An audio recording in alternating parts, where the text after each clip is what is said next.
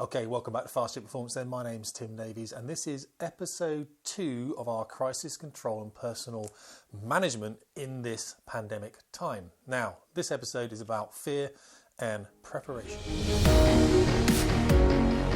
Yeah, that's kind of quite professional, isn't it? How they pause at the end of saying something. I quite like that. What we're going to talk about then is fear and preparation in the space that we occupy on day 1 of the UK lockdown. Now, I've put ourselves in front of the Union flag. Yes, not technically a Union Jack, although it's more of a new idea to call it the Union flag. The Royal Navy felt that it could only be called a Union Jack if it was flown from the bow of a warship, not strictly true. However, it does show us why we need to remain together in this and not act as individuals, although it's important, of course, to be isolated as we have been told by the UK government. Now, we will talk about a few things, but first off, as I said, let's talk about fear. What is fear and how do we control it? Now, there's something called the amygdala, and it's rooted deep inside our brains. It's actually part of our limbic system. And what the amygdala does is it can control things like memory, our emotional response, anxiety, fear, anger, aggression, decision making, in fact. All these things are controlled by this little thing no bigger than an almond. Now, the thing about the amygdala, it was really important back when we were being chased by sabre-toothed tigers. Nowadays, it could do with being a little bit refined. We don't have that luxury. So when you see people being very anxious and reacting to this event, what's actually taking place is their amygdala is being overloaded. Another term for this is the amygdala hijack. Now, the problem with our amygdala, it's a bit of a dick. So all it really sees is black and white. It just sees like fight or flight. And that was really important, of course, when we were being attacked by pterodactyls and saber-toothed tigers and all that kind of stuff. And yes, I do realise that it's a silent P. But when a saber-toothed tiger came up to us back when we were running around with dinosaurs, caution, we were never running around with dinosaurs. If we had stumbled upon a saber-toothed tiger, the amygdala was really, really useful. It would say to us, do one of two things. Fight that thing or get the hell out of there. Today, however, the amygdala is not really the best thing for judging our response to this coronavirus. In fact, what it does is it puts us in a heightened state of anxiety, especially as this is not something we can fight, and it's not something that we can run from. All the advice from the government so far is to be staying at home and watching television. That would go against everything that we'll be doing in fighting saber-toothed tigers. And those things are dicks. We are literally being told to sit still and do nothing. And people are running around, And the problem of being told to sit down and do nothing is that we get full of anxiety. We get incredibly anxious. We all know that, don't we? And then we start doing irrational things. Now, some of those irrational things, of course, can damage us as individuals, but also they can damage our families and people that we're supposed to be looking after through something that we will call preparation. So, how do we prepare? Well, the reason that people are uncomfortable, the reason that people are worried, the reason that people are turning to social media for advice and ignoring the government is because they haven't done the maths on this. I don't mean the maths about how many people are going to get infected or what their chances are of staying alive. What they haven't done is prepared. Now, the way that we prepare, especially in the military, is called what ifs or action on. So actions on is pretty much an army term. It's like, what are actions on something happening? And they would do this before they go out on a mission. Now, for us on a sortie in the Royal Air Force, it was what ifs. At the end of the brief, we'd question the people in the audience, in our brief, other pilots we were flying with, and all we'd say is, what if this happened? What would you do? What that did is force us to think about our actions in certain events. Let me tell you a story. All right then, guys, this is episode 2 then of how to look after yourself and your family during a time of crisis. Now, what am I doing? I'm on my rowing machine. This thing is a nightmare. So here we go. This is a water rower. I don't particularly want to be on this thing at this time in the morning, but I am, and that's the key. I'm going to pump out 20 minutes and I'm going to watch something like a movie here on the screen. How do I do that? I use one of these. It's like an Amazon Prime Fire Stick thing. And all I'm doing is just selecting something. It makes it easier for you to get your fitness done.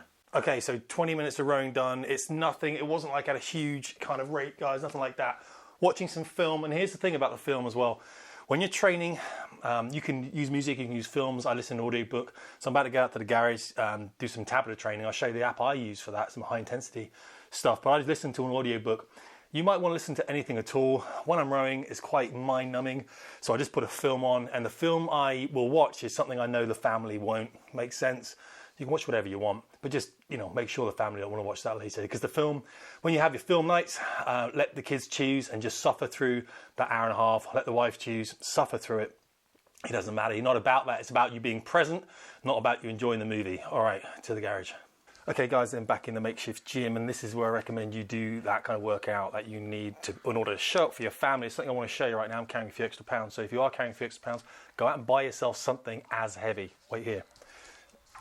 Oh man, this is a 12 kilogram kettlebell. This is pretty much what I'm actually kind of carrying. 12 times, 2.2 pounds per kilogram. It works out, do the maths on the fifth, it's probably about 26 pounds, which is about right. Probably what I'm carrying outside since I left the military, sedentary lifestyle, office work, that kind of stuff. So get yourself something. I'm throwing this around because this is how much I'm carrying around, okay? So you train with what you're carrying, you can lose that weight pretty quickly. What else? So the other thing I'm talking about is listen to an audiobook, something like that. This is what I'm listening to. It's about a guy called John Chapman. John Chapman is a combat controller in the United States Air Force. He did some stuff in Afghanistan. It's a crazy book. Think special forces and then double it. This is who this guy is. I get a text message right now on showing that. It's a good audiobook to listen to. Listen to something your family don't want to listen to. Listen to something that's going to motivate you in the gym. If that's some fat beats, whatever, that's fine. Some rock music, couldn't care less. It's what you want to listen to. It's your time, okay? It's when you're doing the work so you can show up for your family. We all know this, right?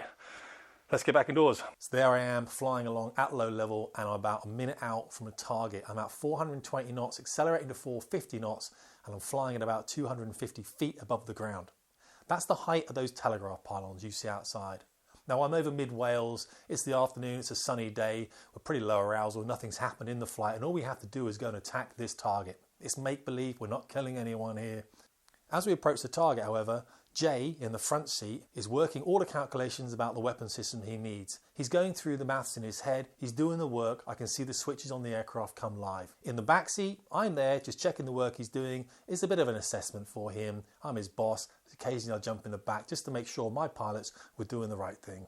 But as we got about 40 seconds out from the target, a bird came right down the side of the aircraft and flew down into the engine. We sucked it in and there was a huge bang. Now, I wrote an essay about it. I'm going to put it up on the screen right now. That's right. Why fighter pilots know that quick reactions are for losers.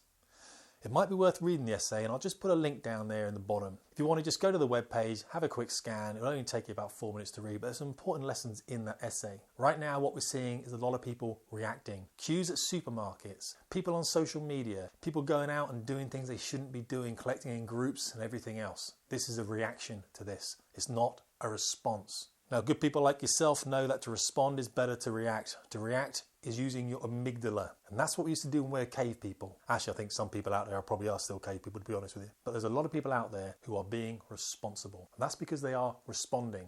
That's because they understand that their amygdala is designed to fight things that only have one of two options, fight or flight. And this, what we're fighting now with coronavirus, is complex. So what it requires from us is something that's quite simple. That's right, the more complicated things are, the more simple the approach has to be. When I'm in this airplane and the bird gets sucked down the engine and it goes bang, what Jay in the front did and I in the back did was absolutely nothing. That's right. The speed starts coming back ever so slowly, the throttle stays in the same place, you don't want to start wiggling that around. And the aircraft just starts climbing away from the ground. Jay's just pulling it up, clearing the airspace above, getting himself some altitude. Altitude is life. And even if the engine had stopped, we can still climb up to maybe 4,000 or 5,000 feet just using the energy of the airplane alone. Now, we knew that, but more importantly, we prepared for it. We prepared for everything that was going to happen in that flight. And in fact, I felt calmer the moment the bird hit the aircraft than I did before, because now it meant that all that training that I've been doing in the past could now come into effect. All Jay said to me was one word: looking. I knew what that meant. It meant he had his head down and he was looking at his engine instruments. That's fine. I can now back him up with the flight reference cards. More than happy then to back up all his actions that he was doing from memory in the front seat. As it turns out, we managed to get the engine started after a couple of minutes and then went into a divert field just to drink some tea. So remember that your actions will dictate the response from your family. If you slow down your speech and you lower your tone, your brain goes into thinking that everything is okay. And that amygdala, that just shuts up. So we can see that our anxiety is reduced by preparation. This is where you need to take some tough decisions.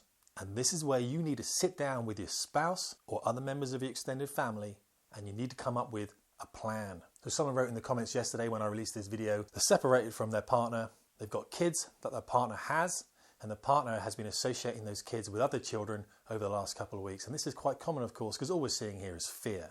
Remember, fear leads to anxiety and leads us to doing irrational and stupid things. This weekend, however, this guy has to take the kids. What does he do? Well, he's already recommended to his ex-partner that she keep the children, but she is forcing him to take these things. That is a difficult decision. There are many lines to take over this. It's the same thing though, isn't it? If, say, your mother or your father gets very ill and they're living alone, what do you do with them now? Here's the thing. This is what preparation is about, guys. This is not leaving it to chance and not waiting for the event to happen for you to make an irrational decision through fear being controlled out of your amygdala. So here's the key. Sit down with your spouse. Come up with these things before it happens. My mum is 78.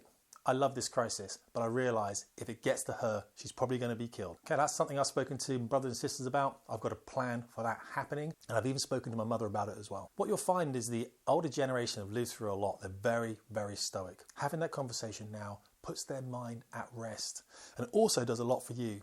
It means that you've got a plan. Remember what I said before. Failing to plan is planning to fail. So do the big thing, all right? Get yourself out there, write this stuff down in a folder, all the what ifs, all the actions on, okay, and put that folder to one side in case it happens. Let me tell you a quick story before I finish, guys. I was chatting to a friend in the local area. He was saying that if he had it, then in about 5 to 10 days when it developed, he was going to get in the car and drive to the local hospital. The hospital's about 20 minutes away. Problem with his plan, I said, that if he gets ill, and he's what, mid-40s like I am, there's going to be a queue 2 miles long trying to get into the hospital. There's every chance he's going to get turned away. Now, this guy through fear said something to me. He said, that's okay then, I'll come home and I'll call an ambulance. Now you have to remember, guys, what's happening is not normal. The emergency services have been overloaded and will continue to be so. There will be no ambulances running. There will be no access to A&E. This is the whole thing you got to plan for. What are you going to do to maintain control in that situation? All right, guys, until tomorrow. Fear and preparation, okay? Get it squared away.